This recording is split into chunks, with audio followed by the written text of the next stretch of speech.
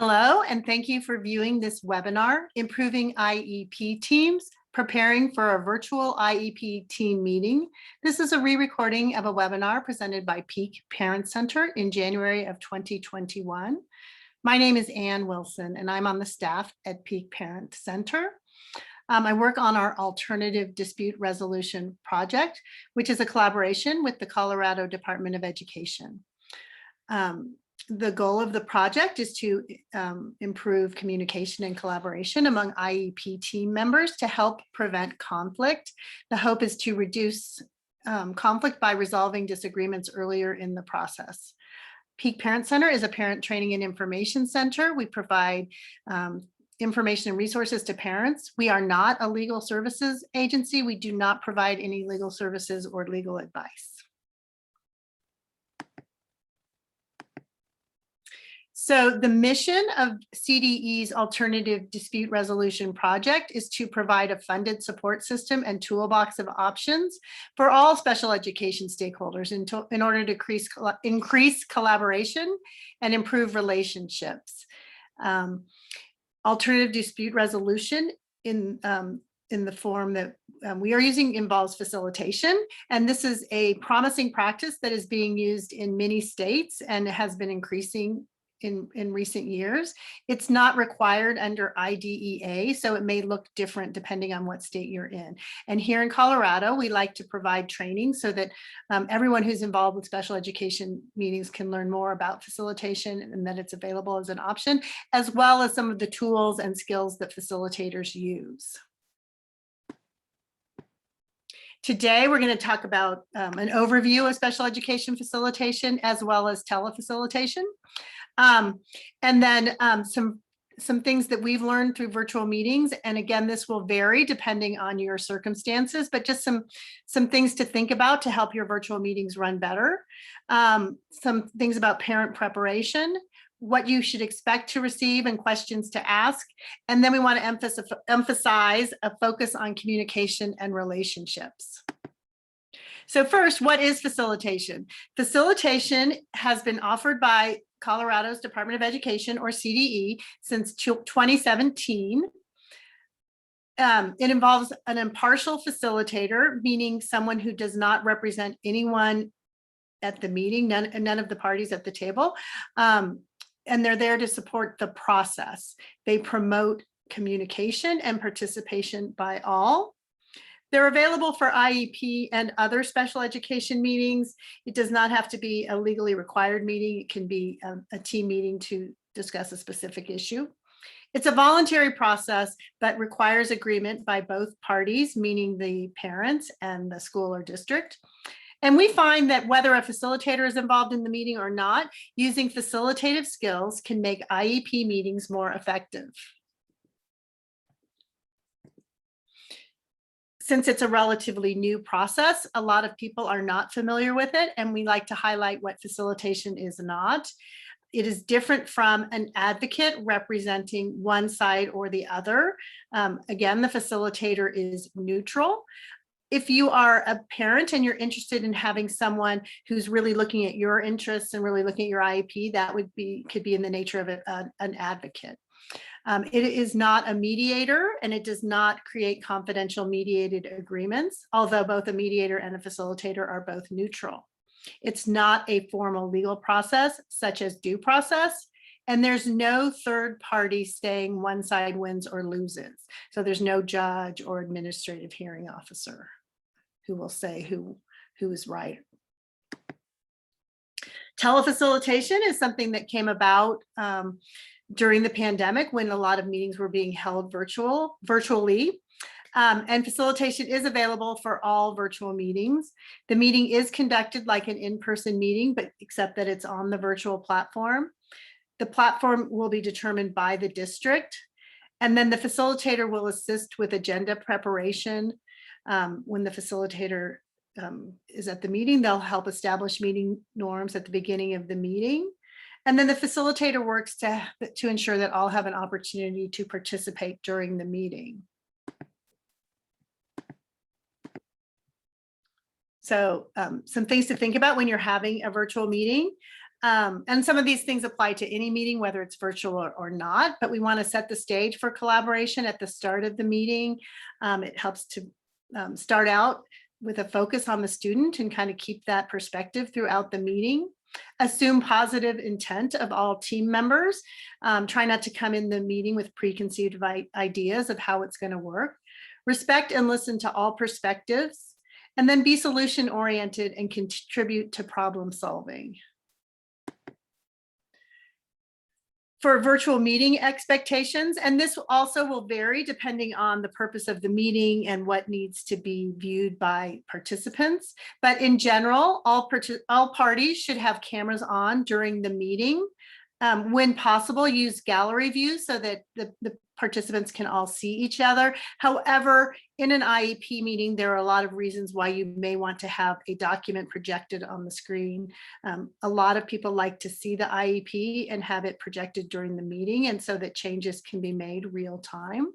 Sometimes people like to have an agenda projected. So that will really depend on your group.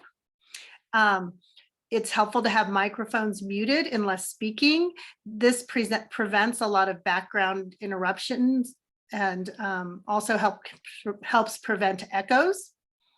Any use of recording devices should be announced at the beginning of the meeting, and recording should be paused during breaks. And during breaks, all parties should turn off their cameras and mute microphones. It's helpful at the beginning of the meeting to establish a method to ask questions so everybody knows what's expected. Different groups use different methods. Some people just unmute and ask the question. That can be a little bit harder to manage. Some people use the raise hand feature, and others will use the chat, but it's nice to sort of have that set at the beginning of the meeting. And again, a facilitator can help with establishing these expectations and making sure that they're followed. One feature that the host of the meeting has in the virtual meeting is the ability to mute participants. And that may be something that you want to use as well. And you might say at the beginning of the meeting that we will use the mute button if people are speaking when they shouldn't, or interrupting or something. But whatever you want to do, it's helpful to establish those norms at the beginning. Some other audio visual considerations just to help the meeting flow better and to have good presentation.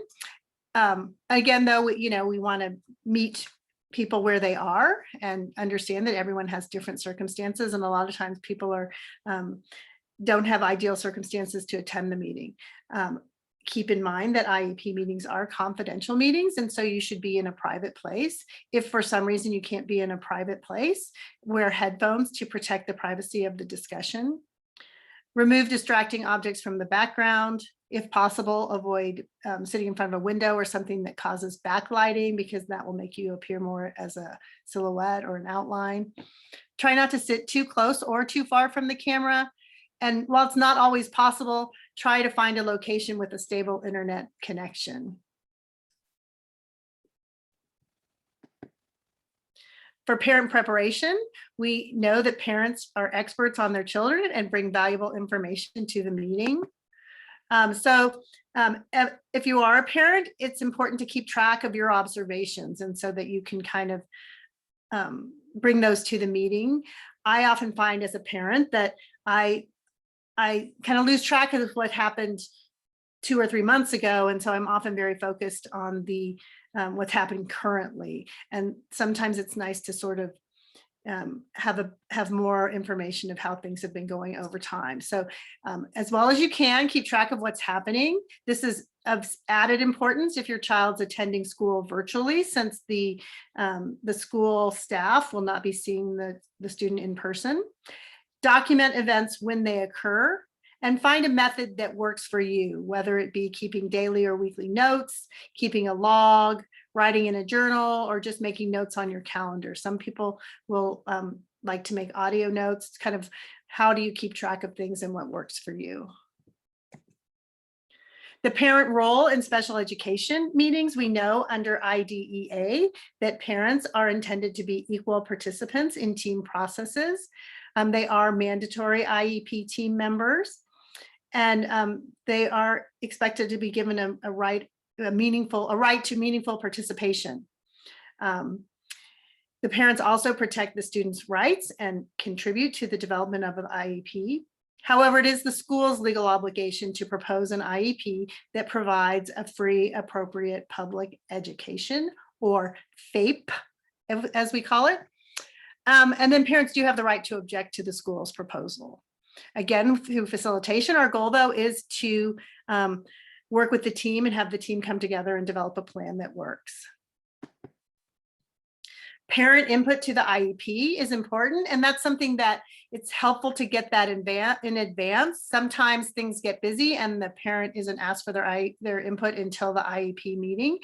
So it's helpful to get that input ahead of time. If you're a parent, it's also helpful to think about your IEP and what you really want to make sure that you express at the IEP meeting and what you're hoping to get out of the IEP meeting.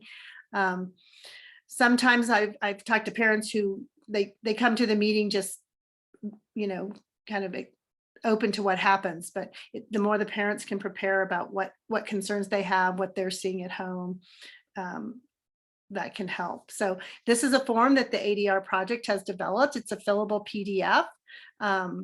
You can contact Peak Parent Center if you would like to get a copy of this parent input to IEP form, or you could contact Marianne Fleury at the Colorado Department of Education. Her contact information will be at the end of the presentation. So some things you should expect as the meeting's coming up. In addition to the usual notice of meeting, make sure that you have the correct linking information. If you're unfamiliar with the platform that the meeting will be held, try and find out what you can. And so the more information you know ahead of time, the better you can prepare.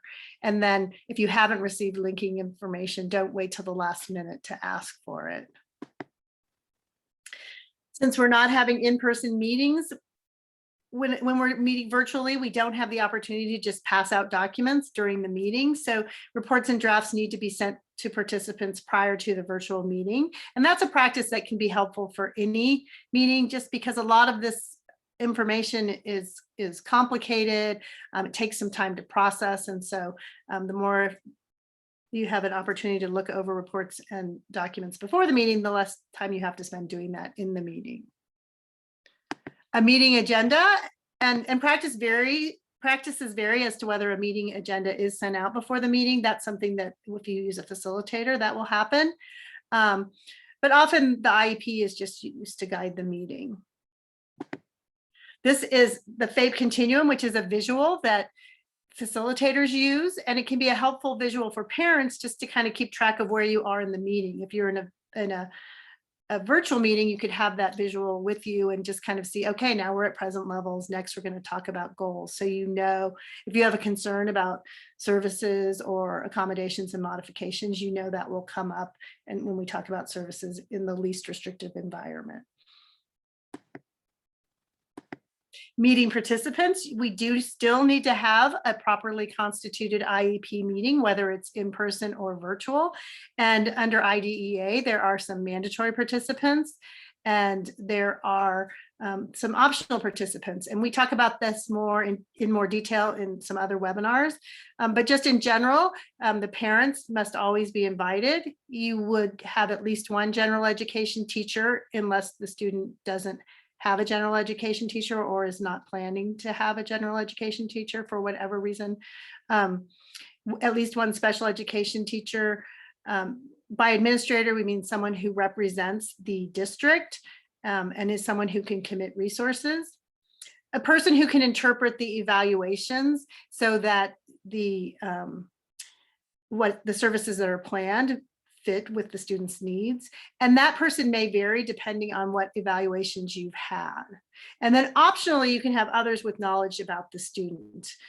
One thing to keep in mind is that these are roles. And so one person may hold multiple roles. But when you're having a virtual meeting, make sure you know who everyone is on the call and what role they have. Let me check. And so there is a process for excusing participants from the meeting, and if that comes up, make sure that you've considered whether you want to go ahead with the meeting without that person. And then there is a requirement for consent for those excusals. Again, in any meeting, but especially in virtual meetings, focus on communication and relationships, because we're missing a lot of that communication that we usually have that really helps build relationships. Keep in mind that when we're working on the IEP, we are working toward consensus. We all kind of come in with an idea of what we want, but then we have to kind of work together to develop the plan. And the goal is to reach consensus, which is finding an acceptable proposal that all members can support.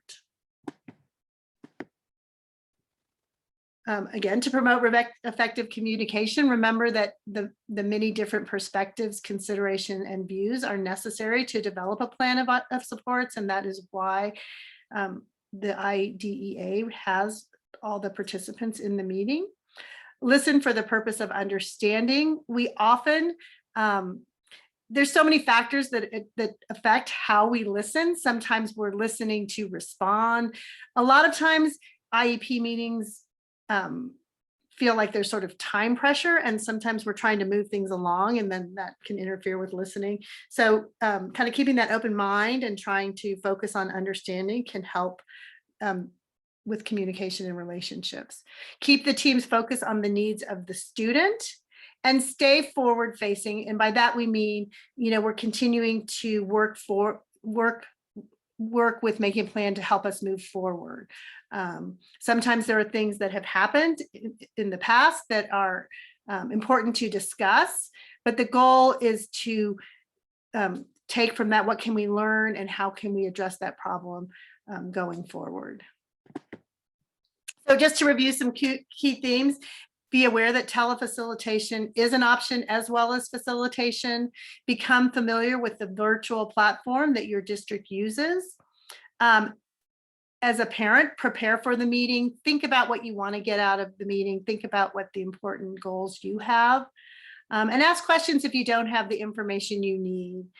And think about collaborating with your IEP team, not just at the meeting. It's a relationship that goes throughout the year and throughout the various years, year after year of the student's process.